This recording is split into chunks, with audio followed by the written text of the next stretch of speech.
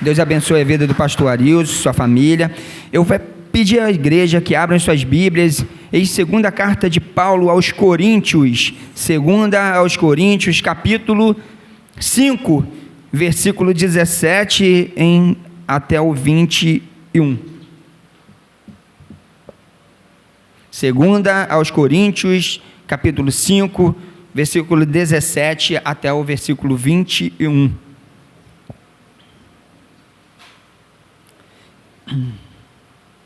Amém? Diz assim: assim que, se alguém está em Cristo, nova criatura é. As coisas velhas já se passaram, eis que tudo se fez novo. E tudo isso provém de Deus. Deus que nos reconciliou consigo mesmo por Jesus Cristo e nos deu o ministério de reconciliação. E isto é, Deus estava em Cristo reconciliando consigo o mundo, não lhes imputando os seus pecados, e pôs em nós a palavra da reconciliação, de sorte que somos embaixadores da parte de Cristo, como se Deus por nós rogássemos. Rogamo-vos, pois, da parte de Cristo, que vos reconcilieis com Deus. Aquele que não conheceu o pecado, o fez pecado por nós, para que nele fôssemos feitos justiça de Deus. Podeis assentar? Irmãos, o que falar num dia de ceia do Senhor? O que pregar num dia de ceia do Senhor? Vem muitas coisas na nossa mente, muitas passagens bíblicas na nossa cabeça, e a gente fica, qual?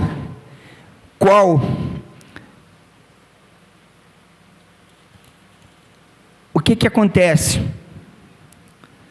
Sabemos que a ceia do Senhor nos remete ao sacrifício de Jesus. E por que Jesus precisou passar por aquele sacrifício? Porque em um momento da história, a aliança foi quebrada.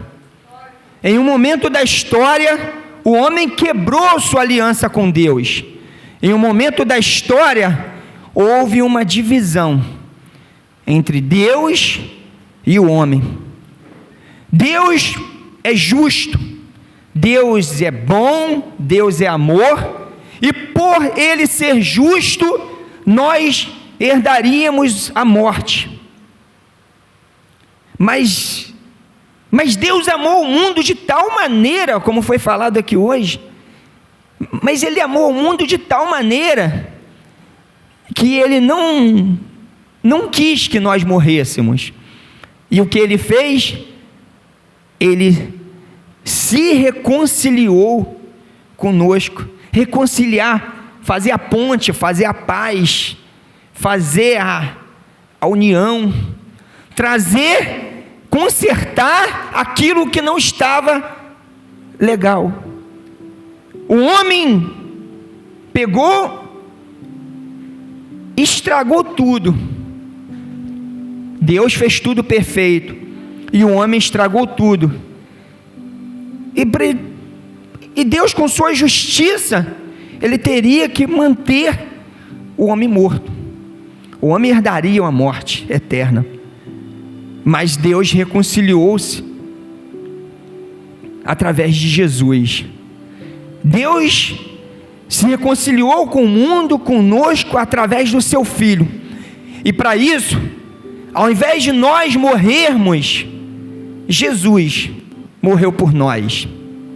Jesus Cristo, aquele que não tinha e não teve pecado, morreu por mim e por você, pecador. Olha o tamanho do amor desse Deus.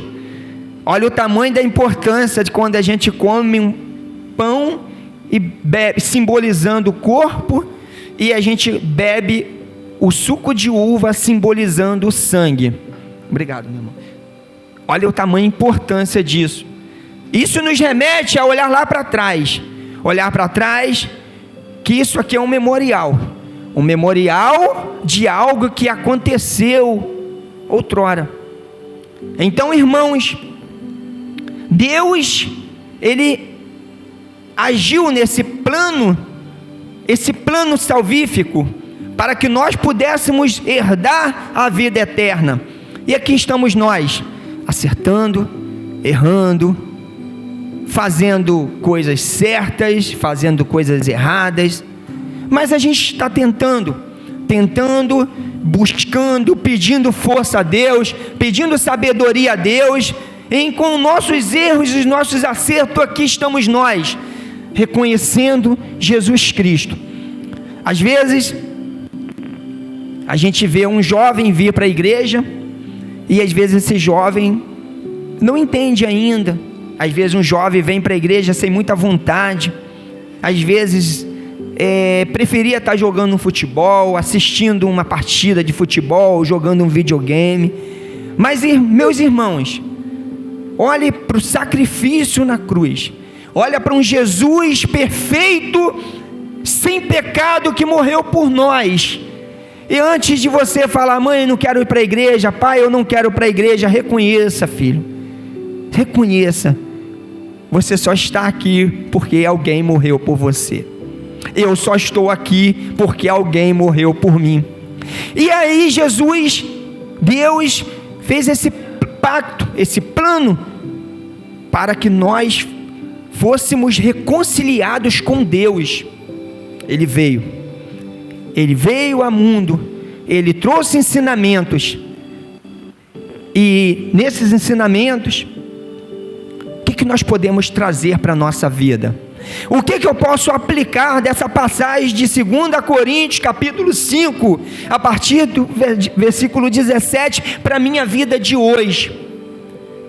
Aplicar que Deus não quer alianças rompidas, Deus não quer alianças quebradas, Deus não quer alianças cortadas, Deus quer aliança perfeita.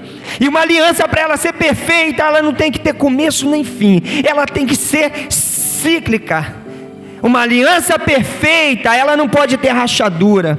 E eu te convido, meu irmão e minha irmã, a nos reconciliarmos com Deus, acima de tudo, e a nos reconciliarmos com nós mesmos, a nos reconciliarmos com nossa igreja, a nos reconciliarmos com nossa família, a nos reconciliarmos com os nossos vizinhos, a nos reconciliarmos com aquele que nos persegue.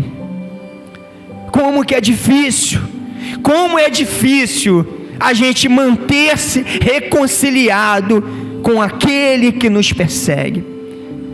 Aquele que nos persegue, que fala mal de nós, aquele que não entende nossos momentos de dificuldade, aquele que muitas vezes nos injuriam, muitas vezes não falam o que deveriam da gente, mas o que Jesus deixou para nós?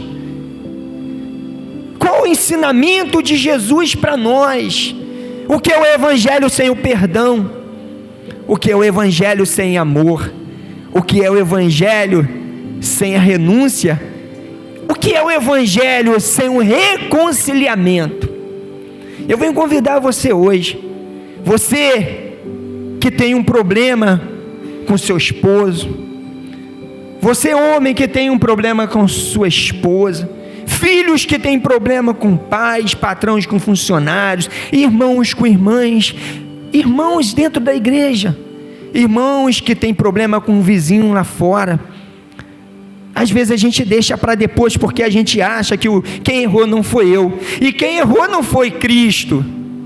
Não foi Cristo que errou, Ele fez o homem perfeito, Ele fez o mundo perfeito, e aí nós erramos, e quem foi lá consertar tudo? aquele que não tinha pecado. E quantas vezes nós dentro da igreja precisamos consertar tudo, mesmo se nós não fomos aquele que erramos. Por quê? Porque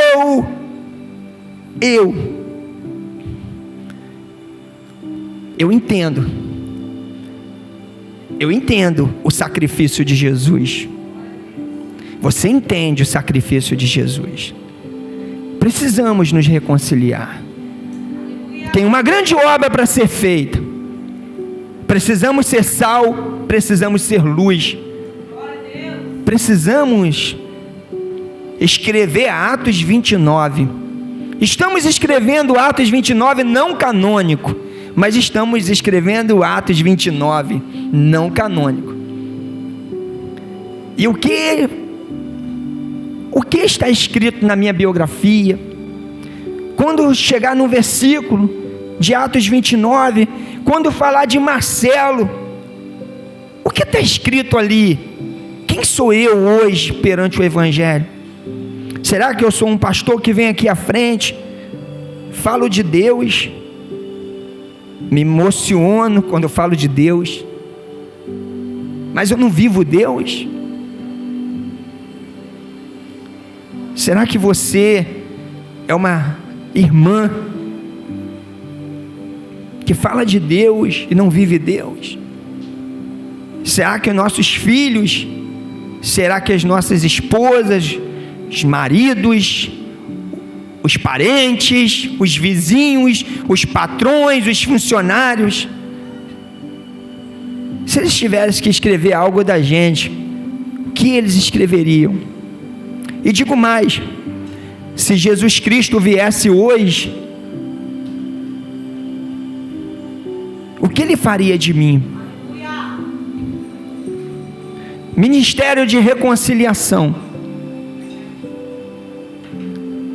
Ministério de reconciliação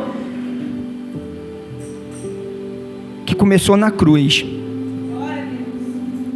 Eu vou convidar você hoje a não continuar com seu coração duro.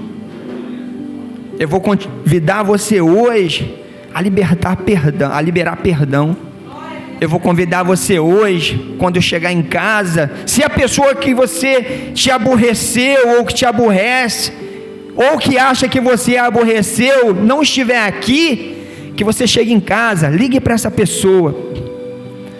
Eu vou convidar você hoje a fazer pontes.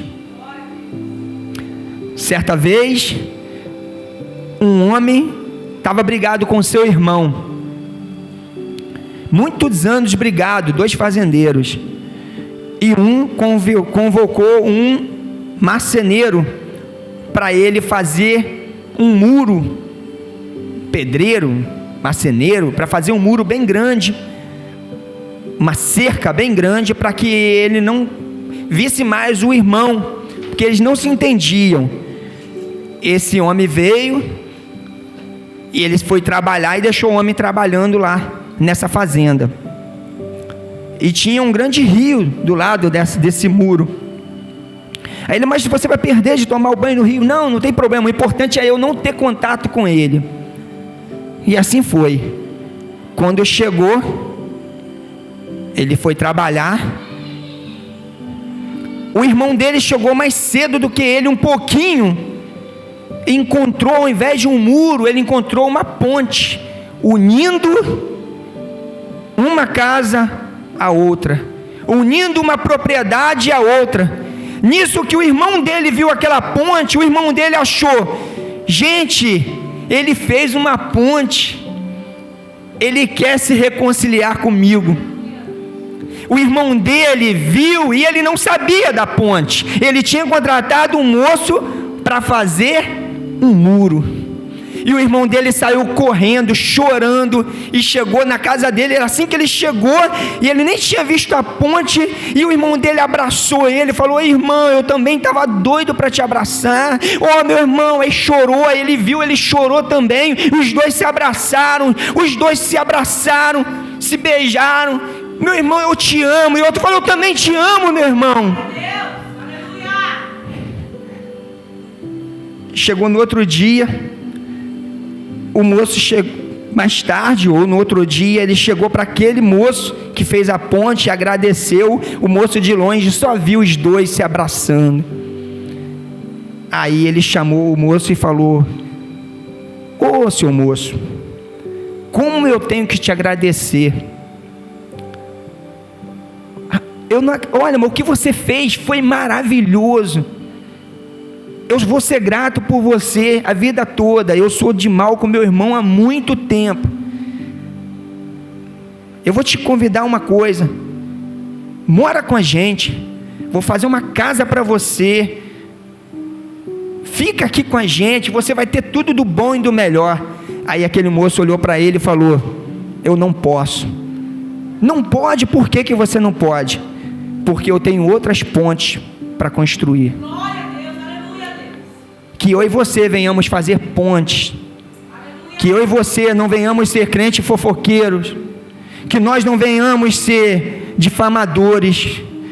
Que nós não venhamos tomar ceia por tomar. Que nós venhamos entender e discernir o sacrifício de Jesus na cruz por nós. Que quando nós venhamos comer o pão e beber o cálice, a gente venha lembrar: meu Pai, muito obrigado, Jesus. Me perdoa, Jesus. Tenha misericórdia de mim, que eu sou fraco, Jesus. Ó Senhor, eu não mereço, mas de onde vem tanto amor? Da onde vem tanta bondade? Da onde vem tanto... Por que eu? Se eu não mereço? Mas eu diria para você, o problema é que Jesus e Deus, Ele não tem amor. E nós procuramos que Ele tenha amor. O problema é, ou a solução, é que Deus, Ele é o próprio amor. E é esse amor que nos constrange, é esse amor que nos motiva a continuar, esse amor que nos incentiva a prosseguir essa caminhada, esse amor que nos levará para o céu. Enquanto não nos levar para o céu, que nós venhamos colocar em prática o ministério de reconciliação, o nosso ministério de reconciliação, porque como o nosso irmão Nerivaldo leu aqui, ele leu várias passagens onde nós estávamos juntos. E como vamos ficar juntos se a gente não se entender? E como não nos entenderemos se somos cristãos? E a palavra de Deus diz que é novidade de vida. Quem está em Cristo é novidade de vida. Vou pedir aos irmãos que abram suas Bíblias no Evangelho segundo escreveu Mateus, capítulo 26, versículo 26. Vou chamar nosso diácono Paulo e o nosso diácono Frank aqui à frente. Dá um descanso para o pastor Arilson.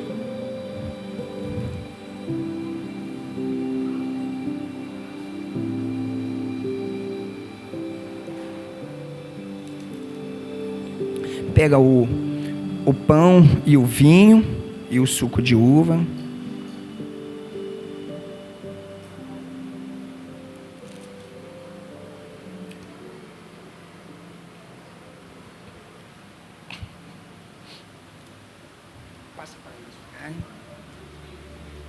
Diácono Frank, você vai orar pelo pão, e o nosso diácono Paulo vai orar pelo vinho. Aleluia.